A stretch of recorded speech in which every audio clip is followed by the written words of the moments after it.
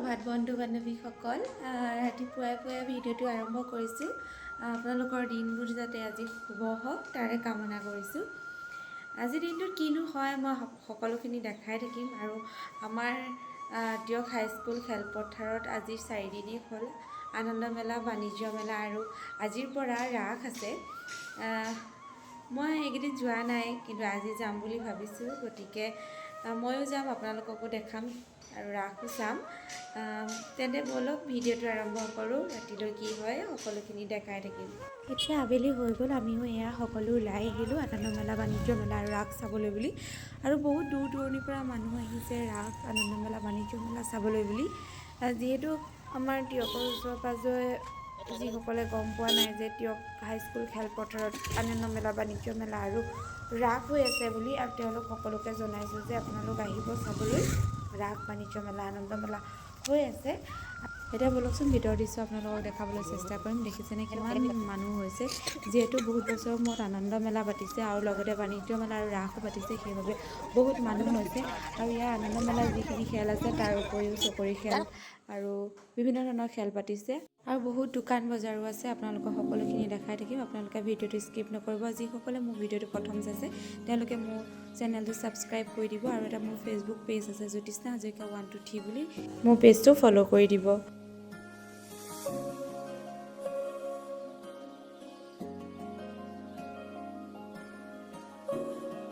ভিতৰলৈ আহি দেখিছেনে কিমান সুন্দৰ এটা পৰিৱেশ দেখিলোঁ চাওকচোন বাৰু আৰু ৰাস কমিটিসকলে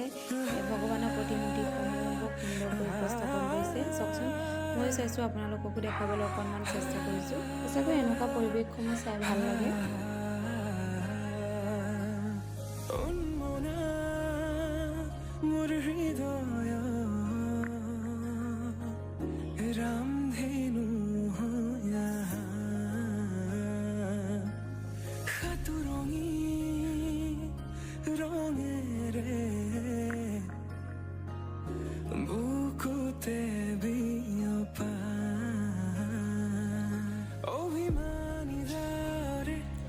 মই তেওঁলোকৰ ওচৰত সেৱা জনালোঁ তেওঁলোকে যাতে সকলোৱে মংগল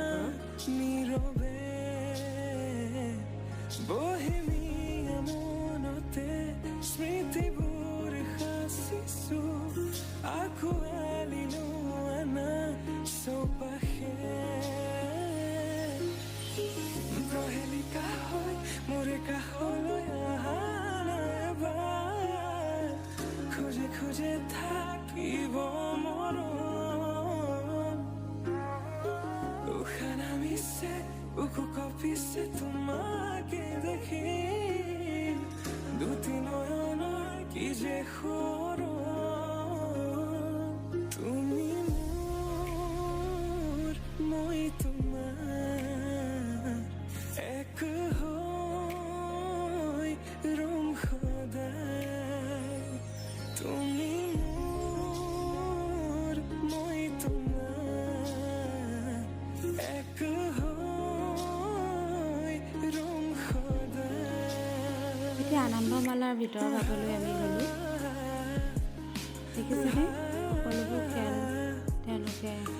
ৰাখিছে আৰু খেলৰ বিনিময়ত তেওঁলোকে এটা মূল্য ৰাখিছে আৰু এইটো হৈছে সৰু ল'ৰা ছোৱালী খেলা এইটোৰ মূল্য হৈছে 50 টকা আৰু বাকীখিনি যিখিনি ডাঙৰে খেলিব পাৰে সেইখিনি ৰাখিছে 70 টকা চাওকচোন বাৰু এয়া মূল্য 70 টকা আপোনালোকে 70 টকাৰ বিনিময়ত এই খেলখিনি খেলিব পাৰিব আপোনালোকক সকলোখিনি দেখাই থাকিম আপোনালোকে চাই থাকক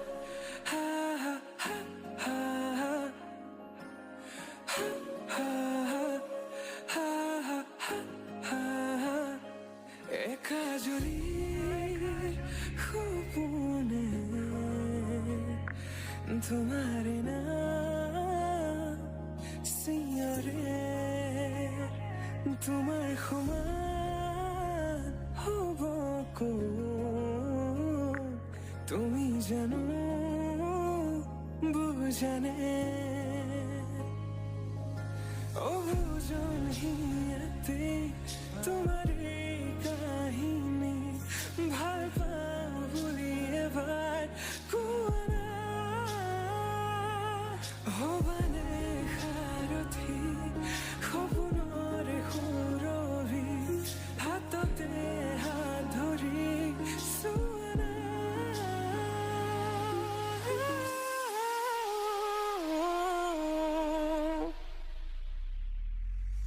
সপোনতো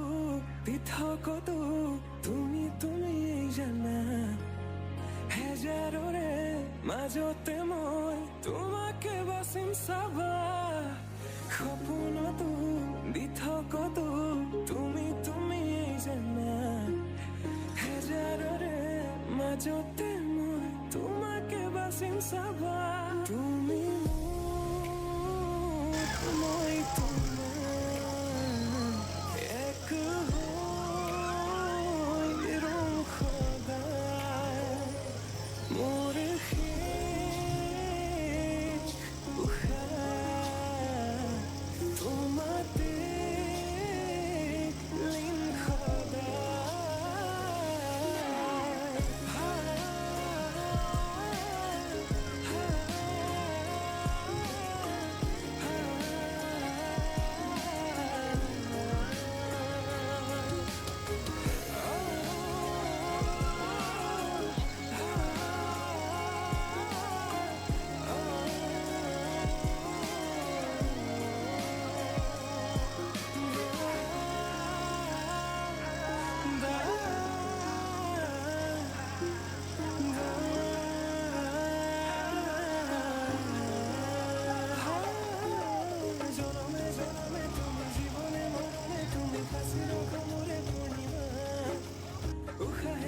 আমি এতিয়া আনন্দমালাৰ ভিতৰৰ পৰা ওলাই ৰাস চাবলৈ বুলি আহিলোঁ ব'লকচোন আপোনালোকক ৰাসৰ দৃশ্য দেখাবলৈ মই চেষ্টা কৰিম অৱতাৰ ধৰাটো সামান্য কথা নহয় মহাদেৱ প্ৰভু সেইটো আপোনাৰ বাবে সামান্য কথা দেৱ লোক মৈত্য লোক একো পাৰ্থক্য নাথাকিব বৰ্মা বিষ্ণু আৰু ৰুদ্ৰ মহা তেজ নিস্তেজ হৈ পৰিব তেন্তে সেয়ে হওক মহাদেৱ আমি যোগময় আৰু নাৰদক স্মৰণ কৰোঁ তেওঁলোক আহি পালে আমাৰ পূৰ্ণ ৰূপৰ বিষয়ে কৰি প্ৰকাশ যোগমায়া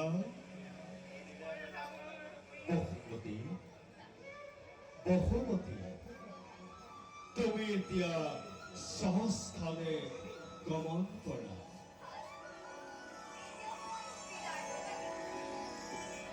তোমাৰ সৰ্বদোষ মই কৰি মোচন যোগমায়া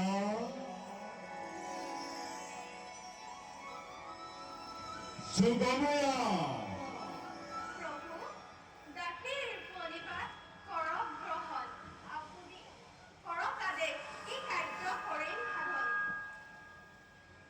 মহামায়া পৃথিৱীৰ ভাৰ মোচনৰ কাৰণে মোৰ এক নতুন অৱতাৰৰ প্ৰয়োজন হৈছে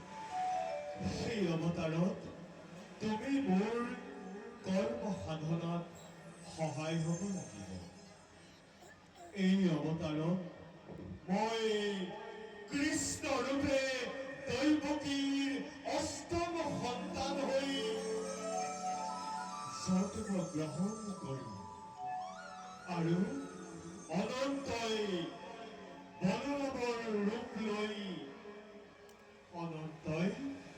বলৰামৰ ৰূপ লৈ মোৰ জ্যেষ্ঠ ভাতৃৰূপে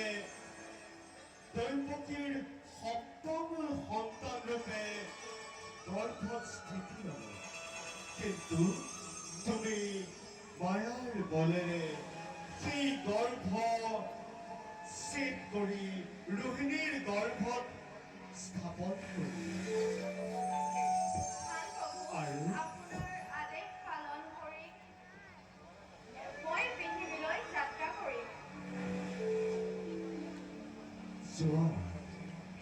যোৱা মহামায়া সময়ত তোমাক মাত্ৰ মই কৰিম স্মৰণ উপস্থিত হবা তুমি যথা সময়ত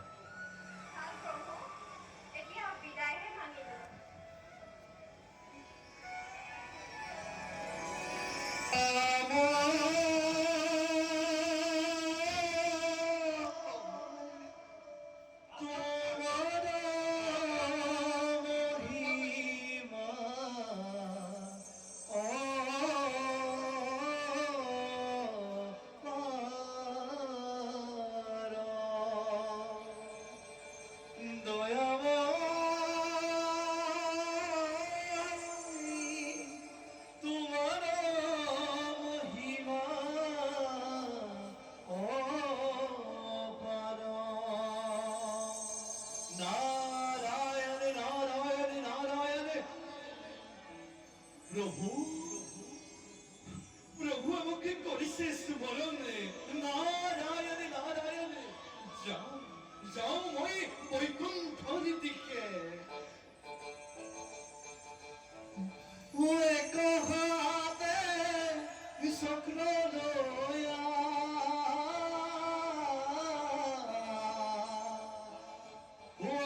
হাতে কমল গদা ধৰি কৰিছা প্ৰভু অনন্ত শয়ন নাৰায়ণ নাৰায়ণ চাই চাই এই নাৰদৰ বিনিখনি পঞ্চম সুৰতে বাজি উঠিব নাৰায়ণ নাৰায়ণ নাৰায়ণ শ্ৰীমদে নাৰায়ণ নাৰায়ণ হে দয়াময় পূৰ্ণ হল নাৰদৰ মনৰ অভিলাষ এতিয়া প্ৰভু এই নিকিনি দাসে বিদায়হে লাগিছে যোৱা দেৱৰ্ষি এই অৱতাৰত জগতৰ দুৰ্দান্তকাৰী দানৱ আৰু অসুৰবিলাকক নানা মিছা আৰু মিঠা কথাৰ অথচ কুট কথাৰে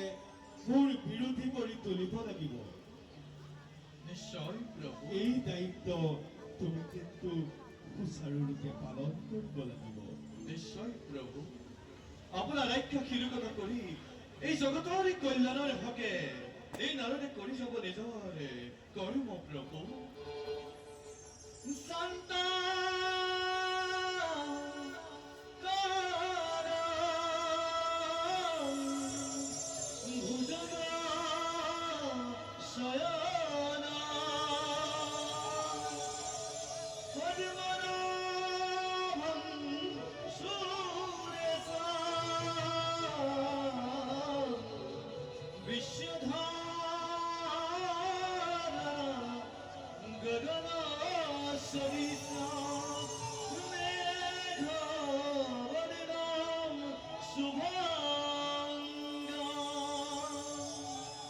Lakshmikanta Kamalanayana Yugithi Dhyanadaya Vande Vishnu Bhavabhayahara Sarvalokainatha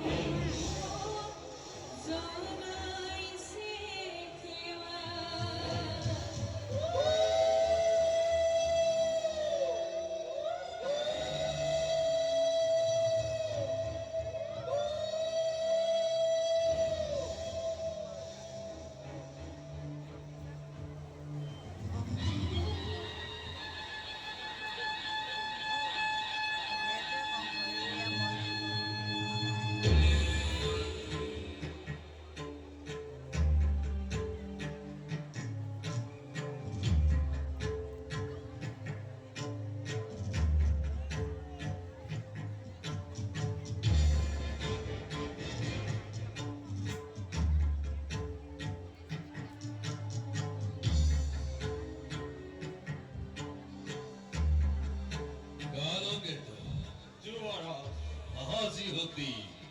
আনন্দৰ দিন হয় যুৱৰাজ দেহৰ ভক্তি পৰিত্যক্তি শুভ পৰিণয় শেষ হৈছে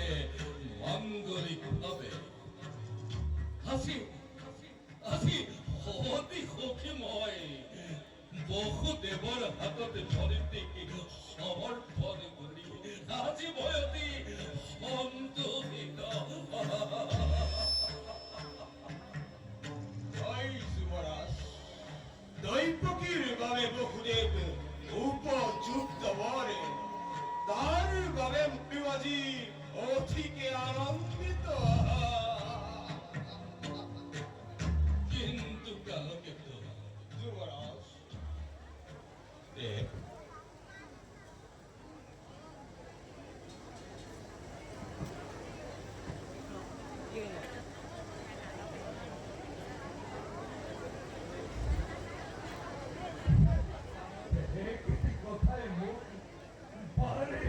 বাৰে বাৰে বাৰে বিচলিত কৰিছে অন্তৰ যুৱৰাজ আজিহে বুজিছো কন্যাদান কিমান কঠিন পিতৃ মাতৃ বাৰু নিষ্কন্যা অচিনাকি লোকৰ হাতত কোনোখনে সমৰ্পণ কৰিব কালকে যুৱৰাজ এয়া হৈছে জগতৰ চিৰন্তন নীতি পুত্ৰ হলে বৰকন্যাই গৃহ শোভা কৰে আৰু কন্যা হলে গতি কৰে পৰগৃহলৈ কিন্তু কালকে যুৱৰাজ বোঝনি নামানে মনে দৈৱকী ভৰিতে যে মোৰ অতি আদৰৰ অতিয়াই ঠাইত মই দূৰ দূৰলৈ কিবা দৰে থাকো আজি মই এই নগীতকাৰে ঘৰতে যুৱৰাজ নহব অধৈৰ্য আপুনি পাহৰি নাযাব সেই অতীতৰ কথা সঁচা কালকে সঁচা বুজিও নুবুজি আজি মোৰ অবোধ পৰা নাই দৈৱকীছে প্ৰাণ মোৰ নয়নৰ দৈৱকীছে মোৰ অতুল সম্পত্তি সেই দৈৱকীক বিদায় সুস্থ জ্ঞানে কিবা দৰে থাকোৱেই ধৰাত জীয়াই যুৱৰাজ কৰিলো অৰ্পণ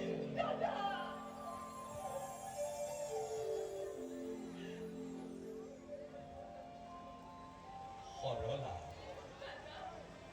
অজলা তাই অবোধে বালিকা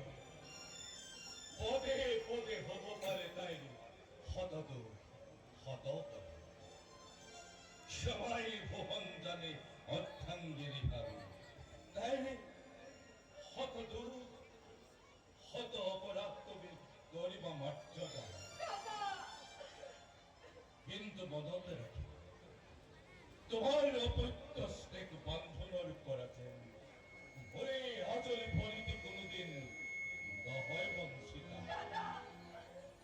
যুৱৰাজ আপোনাৰ আদেশ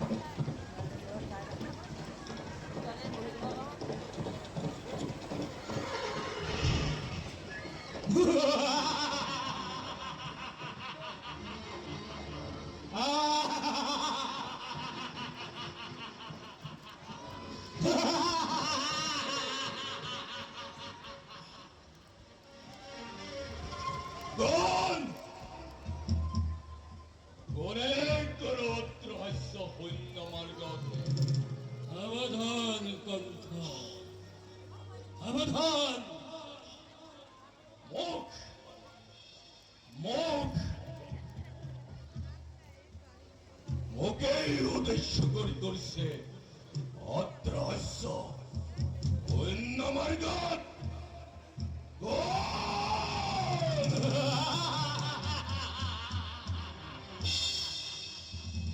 সাৱধান কণ্ঠ যি দৈৱকী বিয়া পাতি মহা সমাৰোহে আনন্দতে তই আজি আপোন পাহৰা কণ্ঠ কোনহে কণ্ঠ স্নেহৰ ভগনী দম্পতীৰ গৰ্ভজাত অষ্টম পুত্ৰই সংহাৰ কৰিব তোক অৱলীলাক্ৰমে সংহাৰ কৰিব তোক অৱলীলাক্ৰমে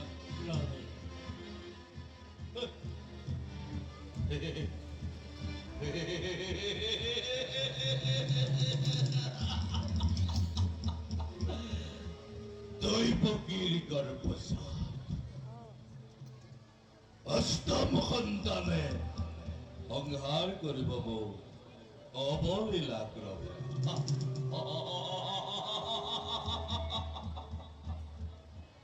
মৰণৰ দিনটো দুৰন্ত ফুল কাষ চাপি আহি দিনে দিনে মৰণৰ দিনটোৰ দুৰন্ত ফুল কাষ চাপি আহে দিনে দিনে তাৰেই অপূৰ্ব সূচনা তাৰেই অপূৰ্ব সূচনা তাৰেই অপূৰ্ব সূচনা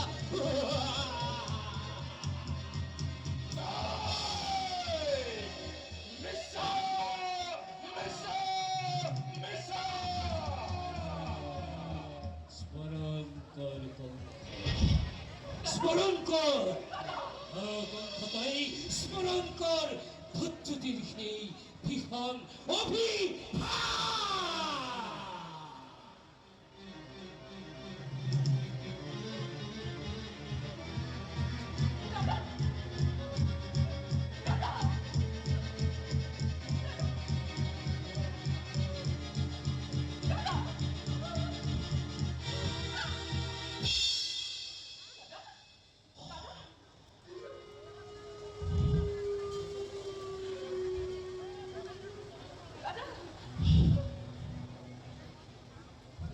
সঁচা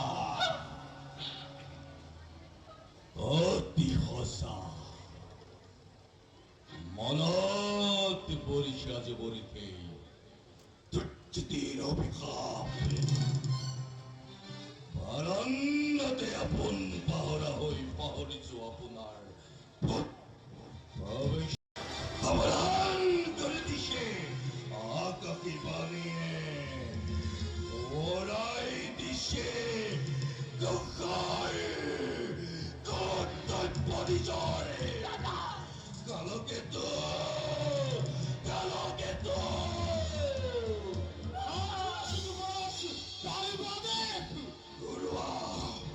ঘৰুৱা বিজুলী বেগে তপ তীক্ষ্ণ তৰোৱালে আনন্দৰ অতিমন্ত্ৰ প্ৰজা প্ৰণাগিলোৱাৰী নেত্ৰবোৰ কোনো নাই ভাদ্ৰ সকলোতে ঠিক কৰা চাকে যদি পোৱা মৰ্যাদাতাল হাতে জোৰে জোৰে মতাই আনি মেলি দিয়া তুৰন্তে সাগৰতে আনন্দৰ উৎসৱকে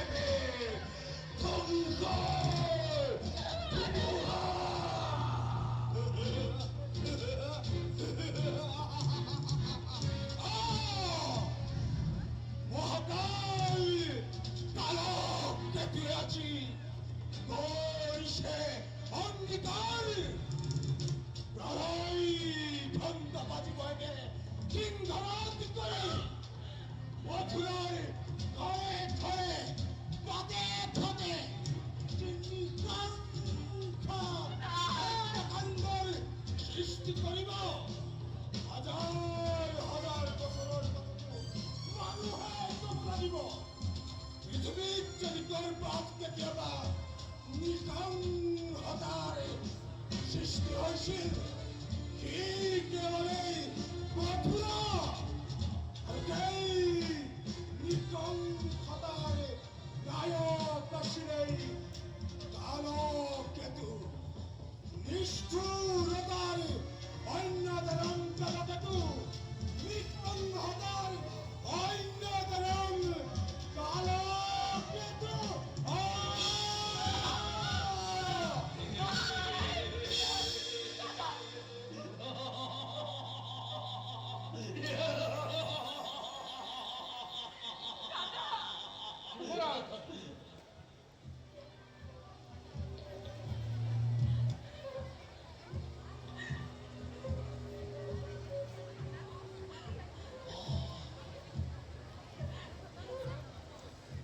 বহুতে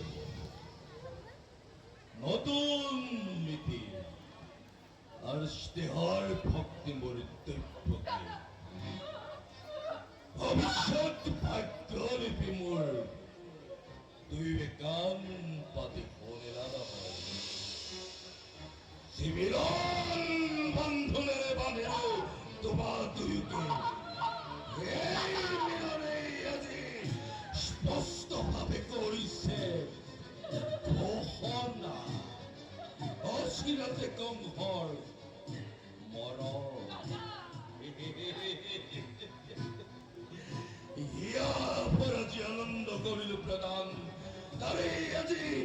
সুন্দৰ প্ৰতিদান অচিৰতে কংসৰ মৰণ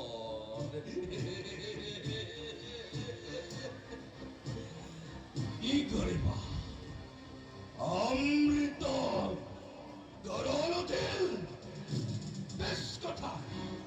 কি হব নহব অন্যথা কিন্তু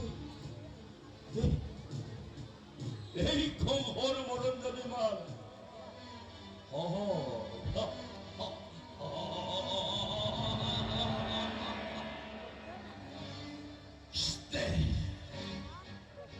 মমতা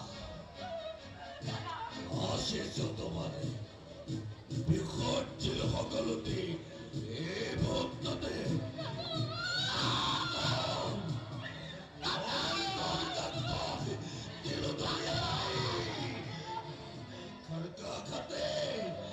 খড়গাঘাতে টুকটুকি কৰিছিল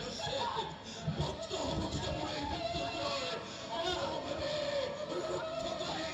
শিৰকাই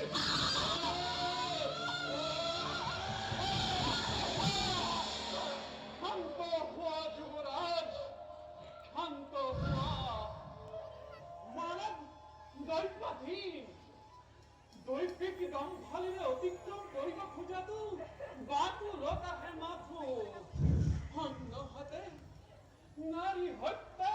মহাপাপ বাথন নীতি বা বহুতে আঁতৰি যোৱা তুমি মই অনুভৱৰ পৰা ভাল যদি হওক ভক্তি হত্যা মহাপাপে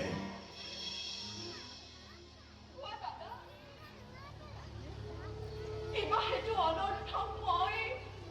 লব লাগে মৃত্যুদণ্ড আদি এবাৰ হেতু শাস্তি পাই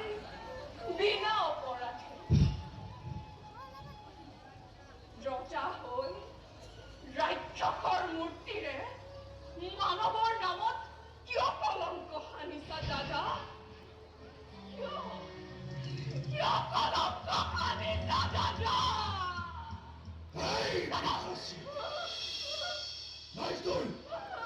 কোনো অপরাধী নয় মথুরার প্রজা শত পারে অপরাধ এই কংসর এগো বহুদে কোনে জানে কোনে কৰে কিবা অপৰাধ কবলৈ কিবা আছে আৰু ক'লে জানো তুমি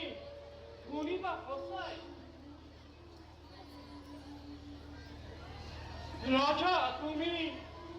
সৰ্বশক্তিমান সকলো কৰিব পাৰা নিজ ইচ্ছামতে সঁচা হওক মিছা হওক ন্যায় বা অন্যায় সবাৰো বিধান হয় ঈশ্বৰে তোমাৰ সেই গৰ্বৰে গৰ্বিত হৈ আজি তোমাৰ শিৰে খুব হিমাদ্ৰী লংঘিছে হত্যা কৰি ভগিনী বিজয় মৰণকো তুমি ৰুধিব খুজিছা হরিয়াস নালাগে করিব বিলম্বাই কথাই বিঘিনি তোমার কথায় হসা রচময় জেনে ইচ্ছা তেনে বিধান প্রথমতে দৈবকী করিব সংসার তার পাছত সম্ভাল দলে দৈবকীর গর্ভজাত অষ্টম সন্তানে কিবা দৰে কৰিব পাৰে কংসক নিধন আজো বিকাশিত মৃত্যুৰ দ্বাৰে সাজু আছো দাদা সাজু আছো প্রত্যেক মুহূর্ততে কিন্তু দাদা দুরূপ জানিবা বীর তুমি মহাশক্তিমান তথাপিতো আজি দেখা পাই সন্মুখত আগন্তুক মৰণৰ স্বপ্ন প্ৰহেলিকা যিবা দৰে তুমি কঁপিছা ভয়ত তোমাৰ ভনী দৈবকী মৃত্যুৰ নামত বিচলিত নহয় কেনোৱা দাদা দৈবকী মৃত্যুৰ নামত বিচলিত নহয় দাদা হয় যদি মৃত্যু মোৰ স্বামীৰ আগত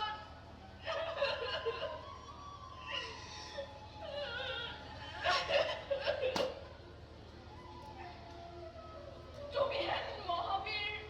জ্যেষ্ঠৰ হাতত তেনে মৃত্যুকো মই দেৱতাৰ দান বুলি হাঁহি কৰিম গ্ৰহণ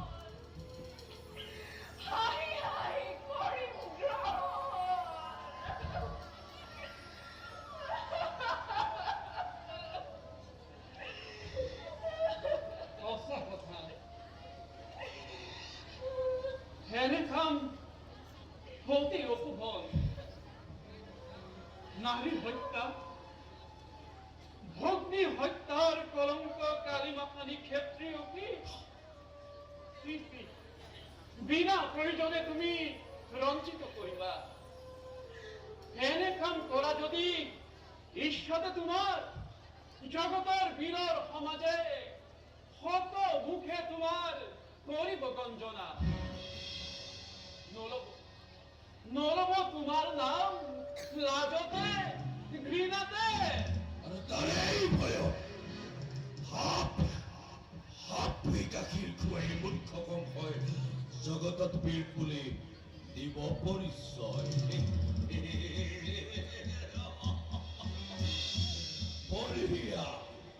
বঢ়িয়া তোমাৰ যুক্তি হিতাকাংক্ষী মিত্ৰ মোৰ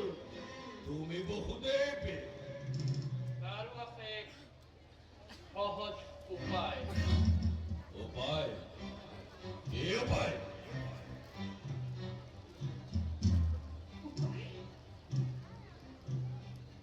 দৈবকীও থাকিব জীয়াই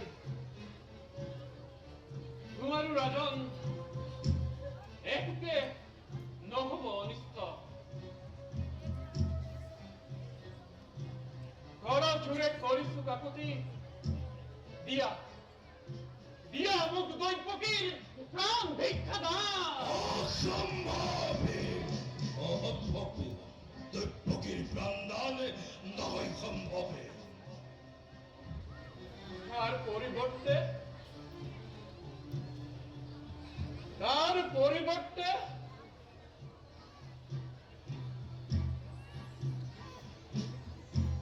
দৈবকীৰ গৰ্ভজাত প্ৰকৃত সন্তান যি মুহূৰ্ততে ভূমিষ্ঠ হব এটিকৈ নিজ হাতে মই তুলি দিম তোমাৰ হাতে।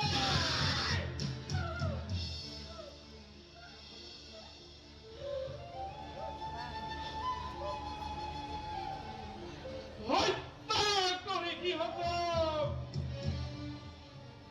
সাৱধান হবা তুমি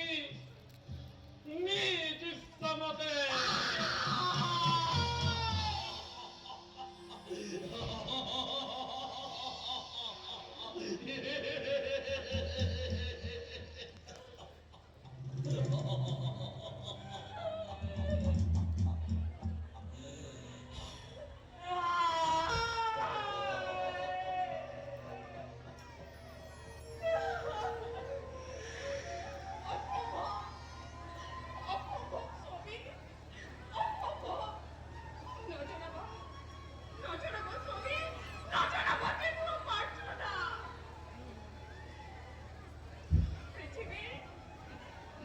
পৃথিৱীৰ নতুন অতিথি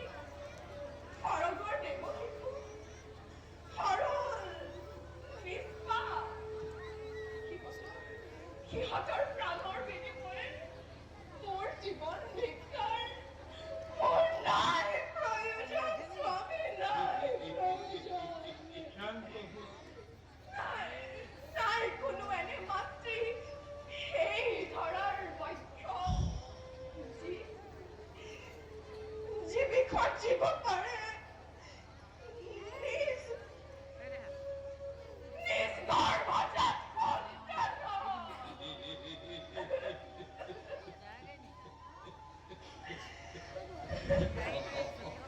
দেৱী আমি সব সঁচাকৈয়ে পাৰিবানে প্ৰতিজ্ঞা পাৰিব? সঁচাকৈয়ে পাৰিবানে বিসৰ্জিব সন্তানৰ স্নেহ? যদি পাৰা নাই মোৰ অলপ আপত্তি, তোমাৰ মুখলৈ চাই দিব পাৰো দৈবকীৰ প্ৰাণ ভিক্ষাদান।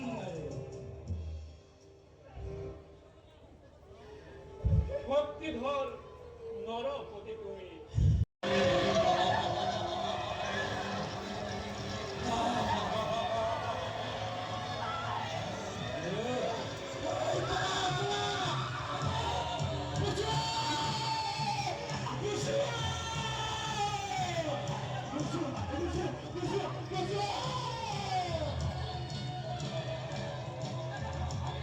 উত্তম কালাকেতু উত্তম।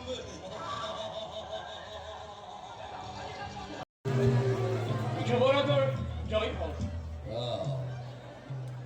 অৱসদে বাঢ়িছা অসমত যে উপস্থিত ৰাজকাৰে। যুৱৰাজ, পূৰ্বৰ প্ৰতিজ্ঞা মতে লৈ আহিছো মই দৈবকীৰ গৰ্ভজাত অষ্টম সন্তান, অষ্টম সন্তান ক'ত ক'ত ক'ত মৰে? সেই অষ্টম সন্তান ক'ত? দিয়া দিয়া দৈবকীৰ গৰ্ভজাত অষ্টম সন্তান।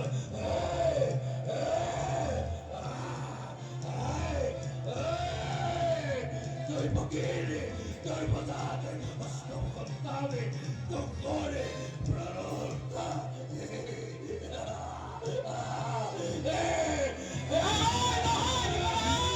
ই অষ্টম সন্তান নহয় যুৱৰাজ, এয়া দৈবকীৰ প্ৰথম সন্তান।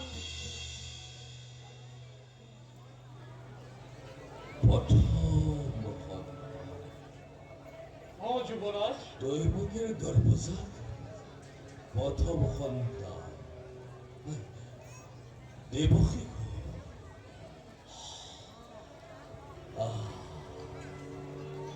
কি যে কোমল, কি যে শীতল, কি যে তাৰ কোলোৱা মৰম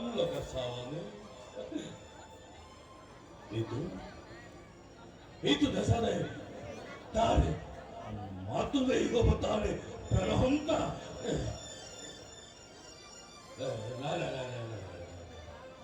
অষ্টম সন্তানহে প্ৰণহন্তা মোৰ বাকীবিলাক নিৰ্বোধ নিৰপৰাধ প্ৰথম সন্তানৰ মোৰ নাই প্ৰয়োজন বহুদেৱ যুৱৰাজ লোৱা এই সন্তানক মাতৃৰ কোলাতে গজি দিয়া গ'ল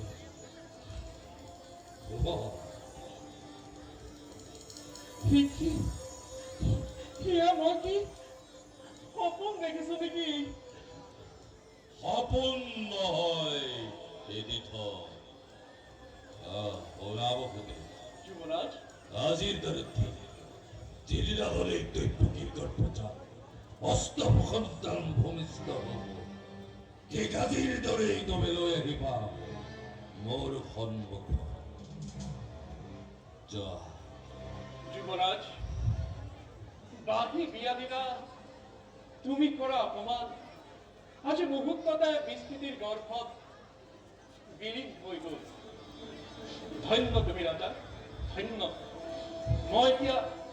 বিদায়হে মানিছো দৈৱকী দৈৱকী দৈৱকী দৈৱকী দৈৱকী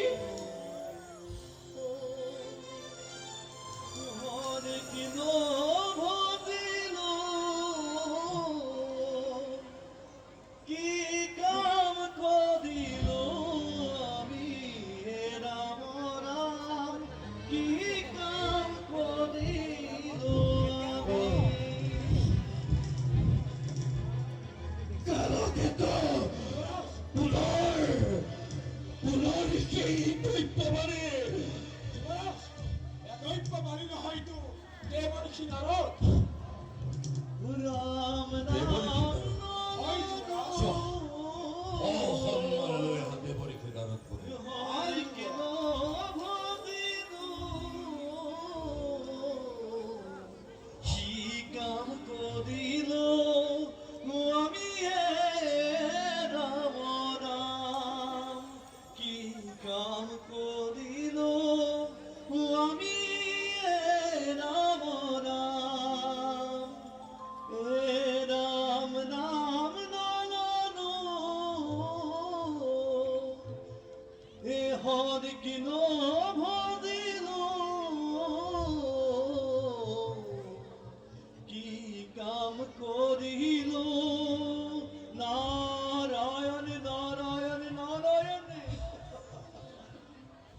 আহক আহক দেৱৰীকে এই আসন গৰত্ৰ কল্যাণ ভৱ জয় হওক যুৱৰাজ কংস দেৱৰীকে ৰাজন আপোনাৰ আগমনে কি জানিব সেই কংসক দিব পাৰে অকণমান শান্তিৰ কণিকা নাৰায়ণ নাৰায়ণ নাৰায়ণ কিন্তু ৰাজন তুমি পাহৰিছা কৰ্তব্য নিজৰ দেৱৰীকে কদাপিতো পাহৰা নাই কৰ্তব্যবোৰ নাৰায়ণ তুমি তুমি সুৰা আৰু নৰ্তকীৰ মাজতে নিজকে বিলীন কৰি তুমি সন্মুখত থকা কৰ্তব্য একেবাৰে পাহৰি পেলাইছা দেৱৰীকে কদাপিতো পাহৰা নাই কৰ্তব্যবোৰ নাৰায়ণ নাৰায়ণ নাৰায়ণ ৰাজন হঠাতে পালো সংবাদ এই বহুদেৱে কোলাত কেঁচুৱা লৈ অহাঁহি মুখে ৰাজসভাৰ পৰা কৰিছে ভ্ৰমণ কিন্তু নুবুজিলো ৰাজন বাৰে মহা ভুল কৰি পেলাইছা দেৱৰীকে দৈৱকীৰ বাঁহী বিয়াৰ দিনা শুনিলো মই এক অদ্ভুত তথ্যবান দেৱ দৈৱকীৰ গৰ্ভজাত অষ্টম সন্তান হ'ব জানো সন্তানৰ সেইবাবে দৈৱকীৰ গৰ্ভজাত প্ৰথম সন্তানক হত্যা নকৰে উভতাই পঠালো মই মাতৃৰ কোলালৈ ভাবিছিলো তুমি জ্ঞানী গুণী বিবেচক বুলি, কিন্তু যি দেখিছো ৰাজন, তোমাৰ ৰাজনীতি কূটনীতি বুজিব পৰা শক্তি একেবাৰে নাই। তুমিতো নাজানা দেৱতাৰ চলনাৰ কথা। দেৱঋষি সেই দেৱতাৰ চলনা অতিকে বিশাল। সেই তুমি যাক প্ৰথম বুলি এই ঘূৰাই পঠাইছা, সিয়ে যদি দেৱতাৰ চলনা মতে হয় অষ্টম, তেন্তে কি কৰিবা ৰাজন? ই কেনেকৈ সম্ভৱ দেৱঋষি? সম্ভৱ ৰাজন, সকলোকে সম্ভৱ। দেৱতাৰ গণনা মতে অষ্টমে হ'ব পাৰে প্ৰথম, আৰু প্ৰথমে হ'ব পাৰে অষ্টম। দেৱঋষি মই এইবোৰ বুজিব পৰা নাই। চোৱা, এয়া অষ্টদল পদ্ম। তুমি যদি এই পদ্ম পাহি দেৱতাৰ গণনা মতে আৰু মনুষ্যৰ গণনা মতে গণনা কৰা, তেন্তে চোৱা, মনুষ্যৰ গণনা মতে যদি আমি ইয়াক গণনা কৰো, প্ৰথম, দ্বিতীয়, তৃতীয়, চতুৰ্থ, পঞ্চম, ষষ্ঠ, সপ্তম, এই অষ্টম। আৰু যদি ৰাজন তুমি দেৱতাৰ গণনা মতে গণনা কৰা, তেন্তে চোৱা, অষ্টম, সপ্তম, ষষ্ঠ, পঞ্চম, এই চতুৰ্থ, এই তৃতীয়, প্ৰথম। নাৰায়ণে দ্বিতীয়, তৃতীয়, চতুর্থ, পঞ্চম, অষ্টম, সপ্তম, অষ্টম।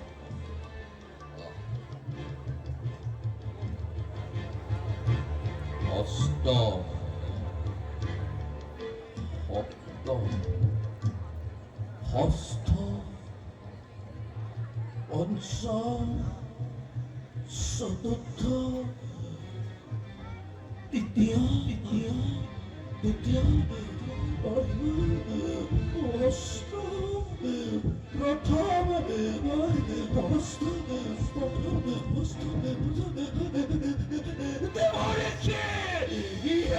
ইয়াৰ উপায় দিয়ক দেৱঋষি। ইয়াৰ উপায় মই থৈছো আগতেই যুগুতা। শুনা ৰাজন, দৈৱকীকে আদি কৰি বসুদেৱক অন্ধকাৰে পোতাশালতে বন্দী কৰি ৰাখা, আৰু প্ৰতিটো সন্তানে এইটি কৰি বধ কৰাৰ ব্যৱস্থা কৰা। তোমাৰ পিতা উগ্ৰসেন নহয়, পিতা কান্তি তোমাৰ। সেইবাবে ৰাজদণ্ড নিজে তুলি লৈ ৰজাগণৰ ওপৰত কৰি অত্যাচাৰ, বৃদ্ধ ৰজাকে দিয়া নিৰ্বাসন। আৰু ৰাজন, সন্মুখত তোমাৰে আছে কৰ্তব্য বিশাল, গতিকে ৰৈ নাথাকিবা। শুনা, অবুধ কংস, বসুদেৱ আদি কৰি যতে যাদৱ বংশ, নন্দ আদি গোৱাৰ সবাই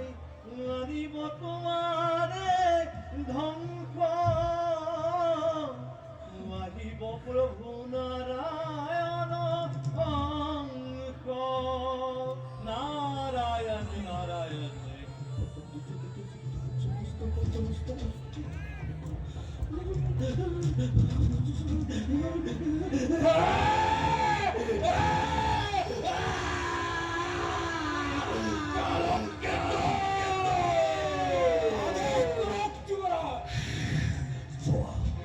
দুৰন্তে যদুপুৰীলৈ যোৱা, প্ৰথমতে বহুতে বিদ্যুৎ বন্দী কৰা আৰু অন্ধকাৰে পোতাশালত কৰা নিক্ষেপ, আৰু দৈৱকীৰ গৰ্ভজাতে প্ৰথম সন্তানক হত্যা কৰা। আৰু শুনা, মোৰ পিতা উগ্ৰসেন হিতাকাংক্ষী নহয় আমাৰ, গতিকে তুৰন্তে অতিথিশালৰ পৰা মতাই আনি অন্ধকাৰ পোতাশালত কৰা নিক্ষেপে। ভাল যুবৰাজ, কিন্তু কিন্তু বলি ৰই গলা কিয় কোৱা, আৰু মই কি আদেশ কৰিম তোমাক? আদেশ যদিহে কৰে যুবৰাজ, তেন্তে মই যাদৱপুৰীৰ যাদৱ গাঁওবিলাকতে জুই জ্বলাই দিওঁ। সিহঁতৰ শস্য শ্যামলা সেউজ কুঞ্জকুটি দপ দপকৈ জ্বলি উঠকে। সুনিদ্ৰাত সুশয়নত থকা স্বামী স্ত্ৰী চমকি উঠকে। আকাশ জুৰি কন্দনৰ ৰোল উঠকে। লড়াই ঘণ্টা বাজি উঠকে, বাজি উঠকে, বাজি উঠক। উঠক, উঠক, উঠক। এই